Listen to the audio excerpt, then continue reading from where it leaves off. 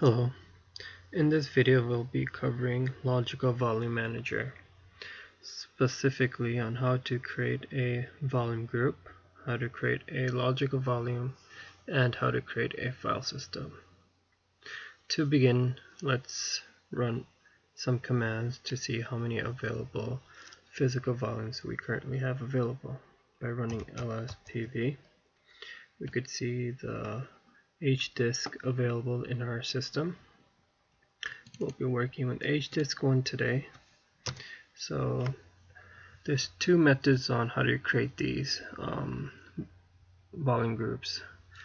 We could run SMIDI tool, or we could run the make VG command. Just to show you a little neat trick on SMIDI, we could run smit LVM.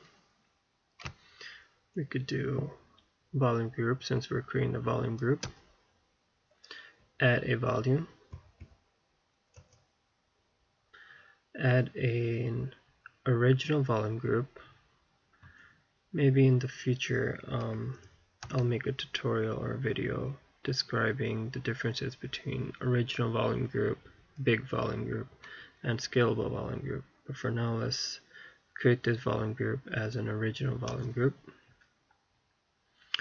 The name we'll give this volume group would be data VG. Physical partition size. If we hit escape 4, we could go down to, let's pick 32. Physical volume name, we could hit escape 4 and pick HDisk1. Force the creation of the volume group, we'll take this into a yes. Activate volume group automatically, yes. Okay, so if we hit enter, we will definitely be able to create this volume group. But if we hit escape 6,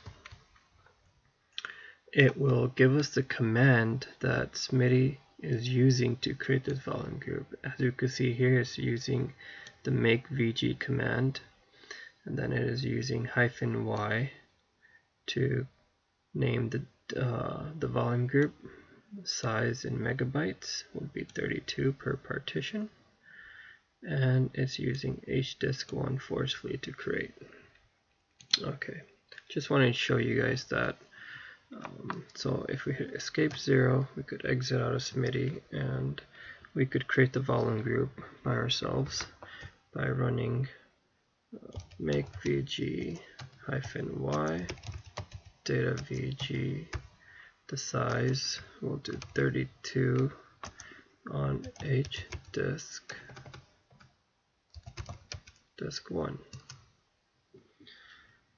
Now it's been created. If we run lspv, we could see that data VG is created on HDisk1.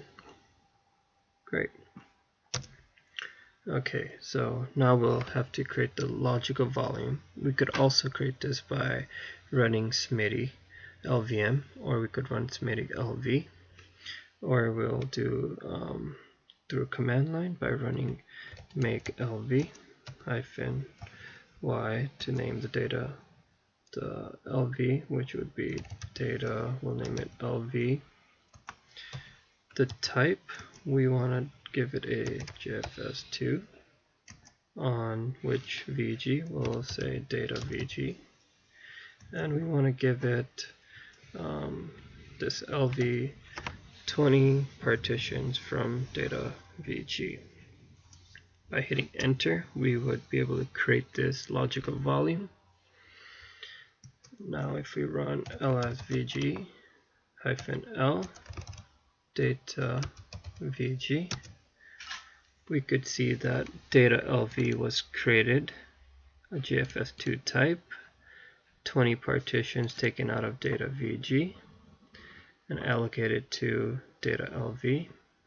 And since we haven't created a file system yet, it's doesn't list it here, and it's still closed. So let's create a file system. Again, we could run SMIDI LVM or SMIDI-FS to create the file system, or we could run crfs, which version we want. We want a JFS2 version.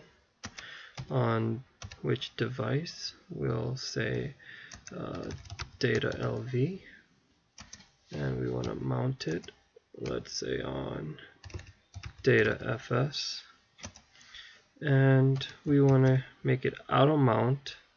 When the system restarts, it'll mount automatically. Yes for that. We'll hit enter. This will create the file system for us. Now if we run lsvg-l data vg again, we could see that data fs was created, and now if we run mount data fs, we'll be able to mount this.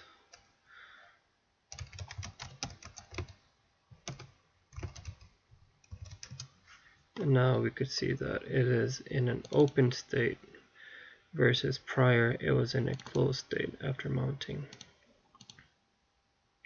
Great. Okay, now after this you have your file system set up. You could cd into this file system, data fs, you could touch a file, file 1, file 2, file 3, and there we go.